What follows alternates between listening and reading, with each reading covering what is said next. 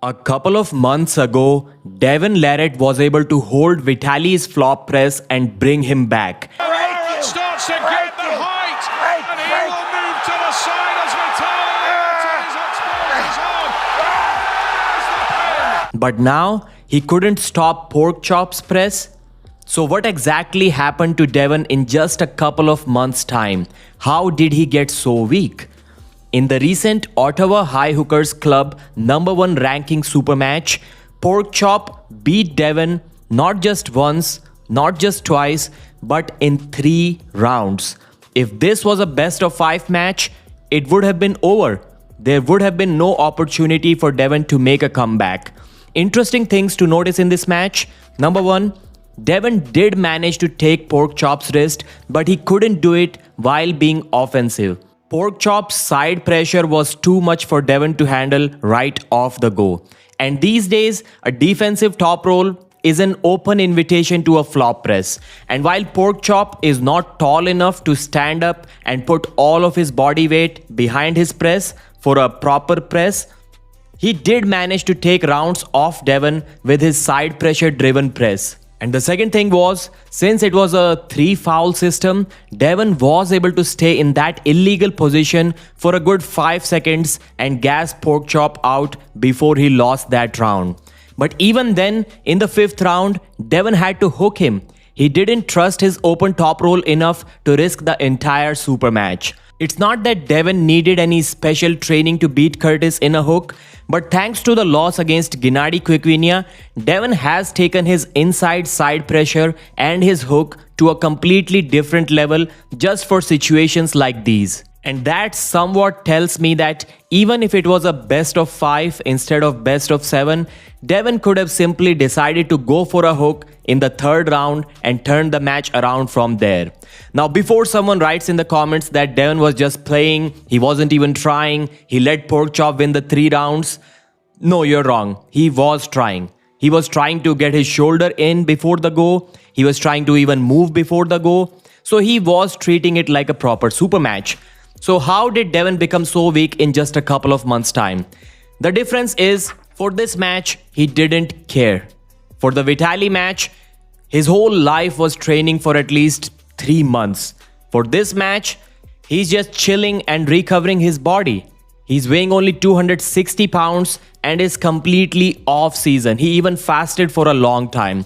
So this is the off season, off steroids on minimum amount Devon Larratt. And the interesting part is, when Devon was in this off-season shape previously, he went down to 240 pounds. But this time, he is still 260 and still probably stronger than the last time. And he probably didn't even rest for a single day for this super match. And I wouldn't be surprised if Devon practiced on the same day as this match. Every time that I have a big match, I typically fast, I come down, I relax, and normally during this time, Porky and I have some smoking training, and Porky and I are at a level right now where we can do that, and it's kind of beneficial to both of us. So, yeah, very happy. Yeah, great match last night. Great training last night. Devon has no intentions of getting back to his previous peak shape for at least a few more months.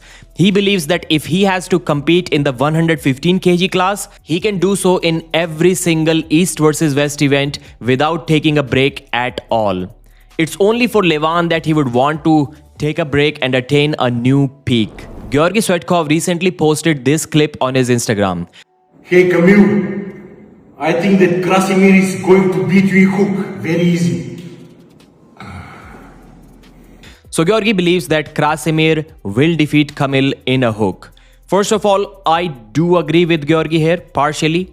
If Kamil decides to go in a hook against Krasimir, he will lose for sure. But I don't think Krasimir is strong enough to force the hook on Kamil. Is Georgi saying that because Kamil's hook is weak? Or is he saying that because his own hook is not that strong and he was losing to Krasimir in a hook? Because if you remember, Georgi was the one who challenged Kamil for $50,000 to start a match and stay there in a hook. So now it could be that he's just posting this video so that Kamil doesn't accept that challenge. Maybe he realized something while arm wrestling Krasimir Kostadinov in a hook. Few days ago, Leonidas Arcona posted this story on his Instagram page where he's pulling different vehicles. First, he pulled the Mercedes C-Class, I think it is, which weighs around 1600 kilos. Then he pulled the G-Class, the G-Wagon, which weighs about 2500 kilos. And then he tried this Fendit Vario tractor, which I've read weighs around 7500 kilos. And he wasn't successful in that attempt. To be honest, it's really impressive, but this is the first time I have ever seen any arm wrestler post a video of them failing this kind of attempt. We have seen Denis Siplenkov pull heavy stuff. We have seen Levan Saginashvili do that, and some other arm wrestlers too. Oleg Zok used to pull a motorcycle that is actively trying to pull away from him. We've seen that on the Armbets channel. But this is the first of a kind failure that we are seeing. And obviously the tractor weighs a lot and the friction is also more. Leonidas hasn't posted this video on his YouTube till now, so I hope we see that in the future.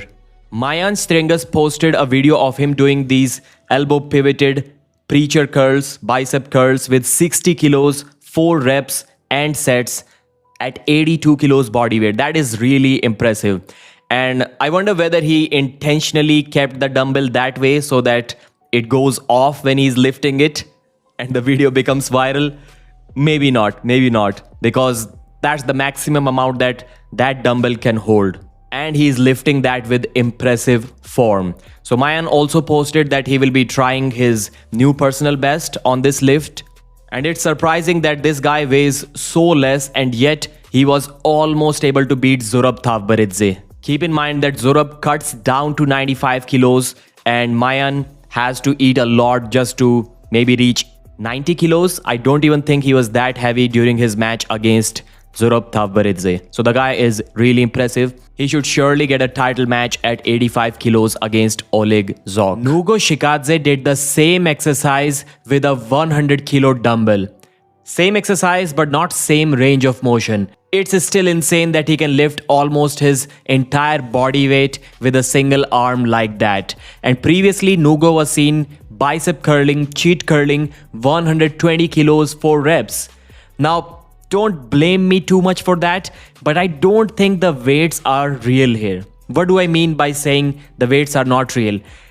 I'm saying that I doubt that Nugo actually measured those weights, and some of these metal plates, they can be off by maybe 5% each. So with that logic, I wouldn't be surprised if the weight was actually 109 kilos instead of 120. But I can be wrong.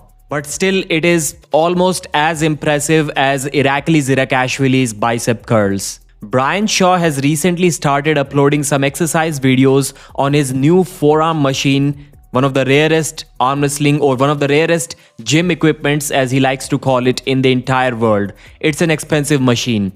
But to be honest, from the stuff that he has shown in his reels and in the YouTube video, it's basically an all-in-one forearms exercise. You can do reverse curls, you can do wrist curls, you can do some grip stuff, and maybe a few other exercises. I didn't get to see or understand anything exceptional in this machine.